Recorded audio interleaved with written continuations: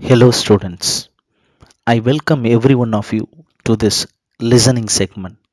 Now, let us listen to 5th standard poetry, Mother Nature. Look at the hospitality of Mother Nature. இயற்கை அன்னையின் உபசரிப்பினை கவனித்துப் பார். It gives everything to all creature. எல்லா உயிரினங்களுக்கும் அனைத்தையும் அள்ளித் தருகின்றது. There are no strangers under the tree. ஒரு மரத்தினை நாடி வருபவனை அது அயலான் என்று எண்ணாது. Enjoy the shadows and fruits for free. மரத்தில் உள்ள நிழலும் அதன் கனியும் நமக்கு இலவசமே. there is a home for bird. அந்த மரம் பறவைகளுக்கு தங்கும் வீடாகவும் and refreshing place for the herd.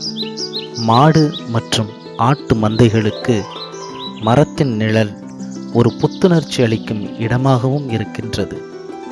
This virtue is our culture. இந்த நல்ல குணமே நமது கலாச்சாரம். Follow it in your future. இதனை உன் வருங்காலத்தில் கடைபிடி. Always welcome with smiling face. எப்பொழுதும் இன்முகத்தோடு வரவேற்பு செய்யுங்கள். Wins the hearts in life's race. வாழ்க்கை என்னும் பந்தயத்தில் பல உள்ளங்களை வென்றிடுங்கள். Fortune knocks with its best those who cares for their guest. அதிர்ஷ்டம் உங்களை தேடி வரும் நீங்கள் உங்கள் விருந்தினரை நன்றாக கவனித்துக் கொள்ளும் பொழுது. தேங்க்யூ. இந்த பாடப்பகுதியில் உள்ள புதிய சொற்களையும் அதனுடைய அர்த்தத்தையும் பார்ப்போம். ஹாஸ்பிட்டாலிட்டி நல்ல உபசரிப்பு. கிரியேச்சர் உயிரினங்கள். ஸ்ட்ரேஞ்சர்ஸ் முன்பின் அறிமுகம் இல்லாத நபர்.